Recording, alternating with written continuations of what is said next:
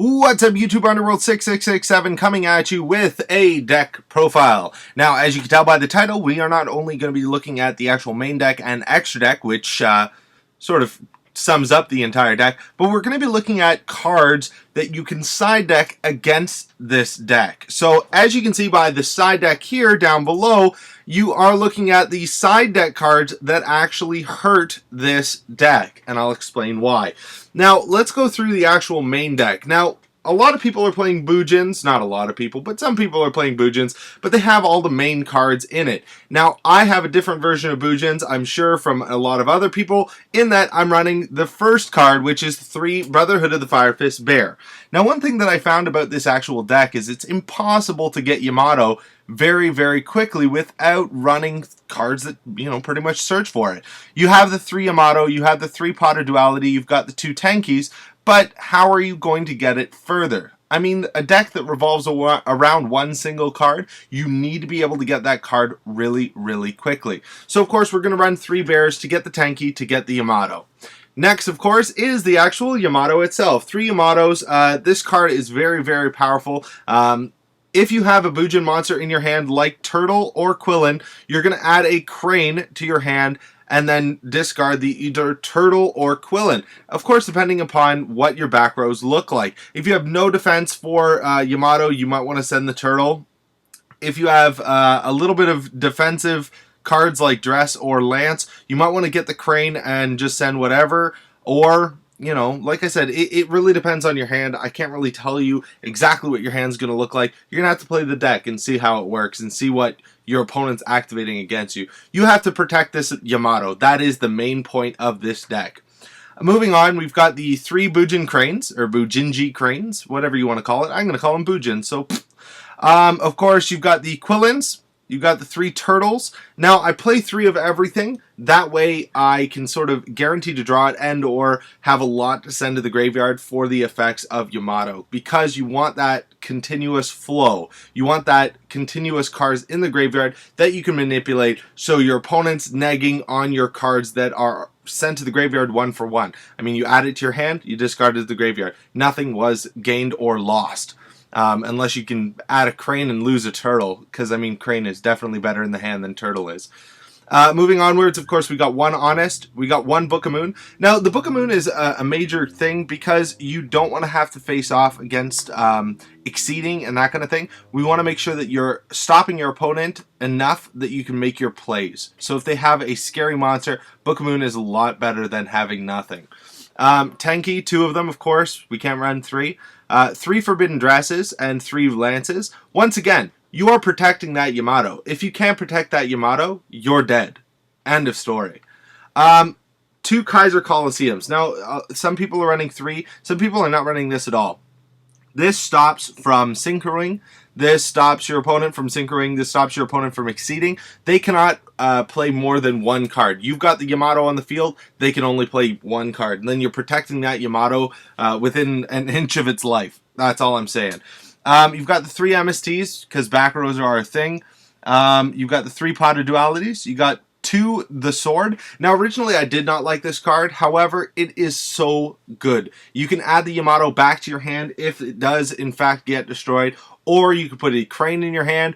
Or you can put the removed Turtles or Quillins back into the graveyard so you can reuse them. It's very important. I've used it on Turtle quite a number of times, and I've used it on Yamato quite a number of times. Very rarely do I put Crane or Quillin back into the hand because usually I have other options. 3 Call of the Haunted. Hey, Yamato goes to the graveyard, you got to bring him back somehow. Now, one thing that Rini was talking about was actually running Pinpoint Guards. My preference is Call of Haunted because it comes out in attack mode. Pinpoint Guard says when your opponent attacks, you can reborn a level 4 or lower monster card. Now, the cool part about it is that monster cannot be destroyed by anything that turn. So it comes out and it just sits there. So you're then able to put the Yamato back into attack mode during your turn and then play around with it. Now, of course, Horn of the Phantom Beast, I don't want to run more than 2. I don't think it's as versatile as, running like Dresses or Lances. Because you can only activate it on 2 cards in this deck.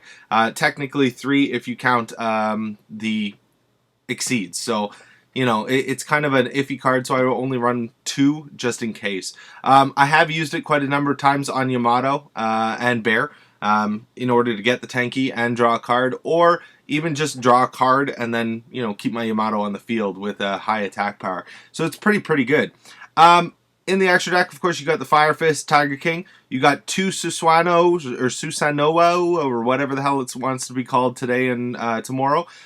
This card is so good. The fact that you can put it out on the field, it's a Beast Warrior, so it counts as Yamato. You now have a 2400 Yamato that you detach a material and put something to your hand. So you can either put Crane to the hand, or you can detach a material and put Turtle into the graveyard. Once again, this card can attack all opponents' cards on the field.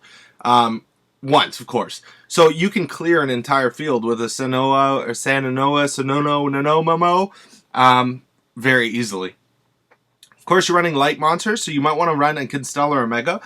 This card, you know, once per turn during either player's turn, you can detach 1 XYZ material from this card. All Constellar monsters you currently control are unaffected by spell and trap card effects this turn. So it's a really good card. I must say, I haven't really used it. I think I only used it once, but it was a really good card when I used it, and when I had to use it when I was facing off against way too much back row. You've got the Gaga Cowboy, just in case you need to do that 800 damage. You got the Maystroke, you've got the Utopia, you've got the Black Ship of Corn. Number 66, Master Key Beetle. I'm not entirely sure why this is in here, so it's now out, because it takes 2 dark monsters, and as you can tell, no dark monsters. Anyway, you got the Photon Papilloperative, you got the Sterlish Paladynamo, and that's pretty much it. You've got tons and tons of extra space for you to actually use the cards, put more extra deck cards in the actual extra deck, so by all means, add it up. In the killing the Bujins side of things, of course you've got the Thunder King Ryo. If Thunder King Ryo is on the field, your Yamato doesn't work. You cannot add to the hand, therefore you can't discard. So Yamato's effect is officially taken care of, per se.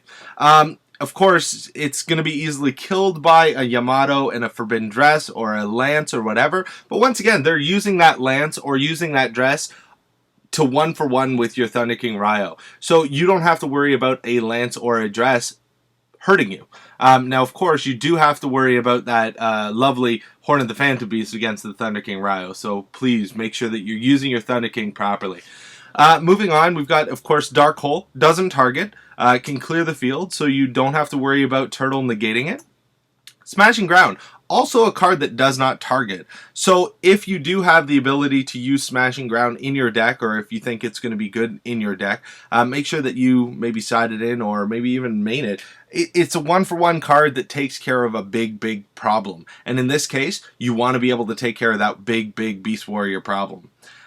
Light Imprisoning Mirror. Once, Yamato doesn't work on the field, Turtle doesn't work in the graveyard, Quillen doesn't work in the graveyard. The only way to get rid of this Light Imprisoning Mirror is, of course, the MSTs.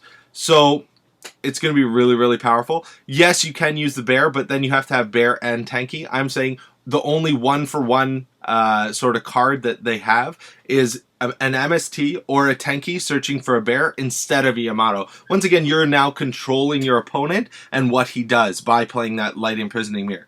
If they have to search for a Bear and they don't have a Yamato, all they have is Bear. So it's less of a threat. Moving onwards, we've got, of course, Soul Drain. Cards cannot be activated in the graveyard. So, that's a good thing. Because monsters that are banished as well as monsters in the graveyard cannot activate their effects. So Turtle, Quillen cannot activate. And of course, last but not least, Ally of Justice Cataster. This does not target. It destroys Yamato very easily. You don't have to worry about getting craned. It's a very good card. Yes, Quillen will destroy it next turn if they have a Yamato, but if you're taking care of the one Yamato they have, it's a very powerful card. You don't need to worry about lances. You don't need to worry about dresses. Well, you do need to worry about dresses, I guess, because it technically reduces the attack. However, if it can't be destroyed, it's going to be destroyed by battle. So I'm pretty sure that's a thing. And of course, Horde and the Phantom Beast doesn't work against it either, because like I said, it destroys before the actual damage step. So that's a very, very powerful card.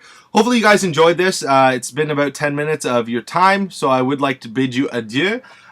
If you'd like me to cover a deck, what I would like you to do, or if you'd like me to make a deck, because I actually have quite a few decks that I'm tinkering around with, and I've been teaching a little bit of people about Bujins and teaching them about Blackwings and all that kind of stuff, please leave that in the comment section down below. I'd love to hear your ideas of what decks I should either make and then show you, or make and then share my ideas with you. Of course, if you have another idea with regards to the Bujin deck, I'm sure the Bujin players would love to read the comment section down below for different ideas with regards to the Bujin archetype. Thank you guys very much for watching once again, and as always, don't make those binder blunders.